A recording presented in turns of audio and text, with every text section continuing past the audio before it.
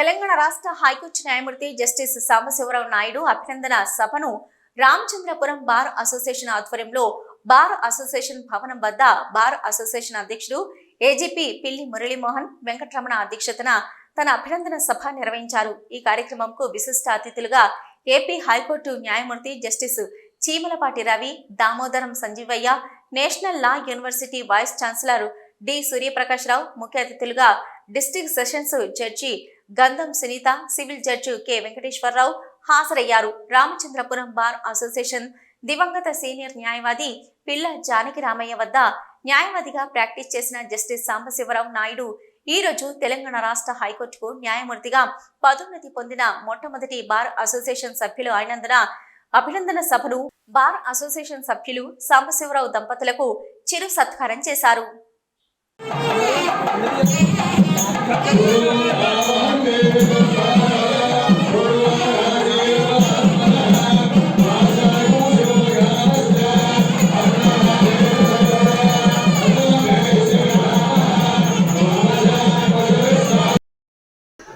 ఇంకా మాట్లాడాలా అని ఒక సంశయం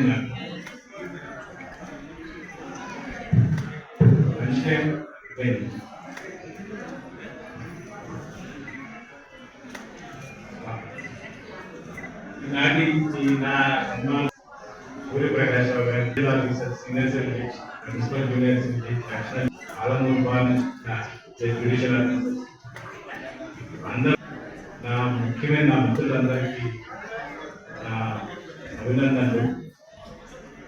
మనం మాట్లాడాలి అనుకున్నప్పుడు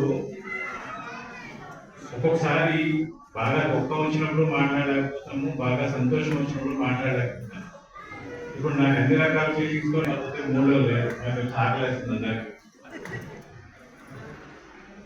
చాలాసేపటి నుంచి ముందు మాట్లాడాలనుకున్నవన్నీ ఈ సన్మానంలో బయటకు కొట్టుకుపోయాయి. ఏం మాట్లాడాలో బ్లాంక్ అయిపోయింది.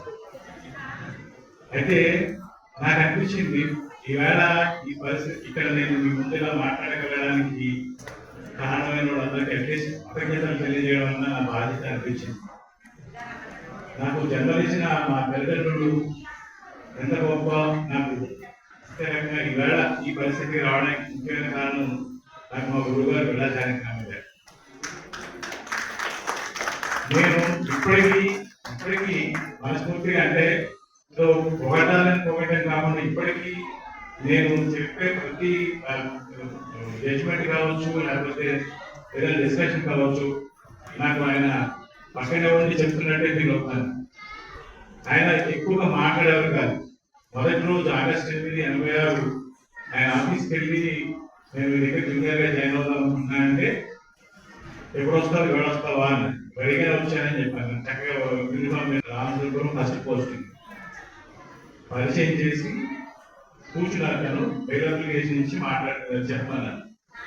నాకు ఫస్ట్ కదా బాగా గుర్తుంది. బైక్ కనబడట్లేదు, మొత్తం లోపల కాళ్ళు చేతులు ఉడుకుతా ఉన్నాయి. సీరియస్గా బెయిల్ అప్లికేషన్ తీసుకెళ్ళి జడ్జి గారికి ఇచ్చి ఈ ఎఫెన్స్ 326 గ్రాంట్ బెయిల్ అని అనుసార్లు చూసాను. First 326 non bailable, shall grant, నాకు వేరే ఆప్షన్ లేదా అని ఆయన చెప్పారు. ఎప్పుడు కోర్టు అడ్రస్ చేసినా షెల్ కాదు, నీకు ఇష్టం ఉన్నా లేకపోయినా మెయిన్ మొదలుపెట్టు, అంటే అడుగుతున్నట్టు ఉండాలి కానీ సాధిస్తున్నట్టు ఉండకూడదు. ఆ రోజు నుంచి నేను పనిచేసిన ప్రతి జ్యుడిషియల్ ఆఫీసరు నేను ప్రోత్సహించాను. మా గురుగారి ప్రోత్సాహం ఇక చెప్పాను కదా, రోజు నేను ఇంత ఉన్నా. ఆగస్టు న్యాయం నేను చెప్పాను కదా, సెప్టెంబర్ నెలాఖరున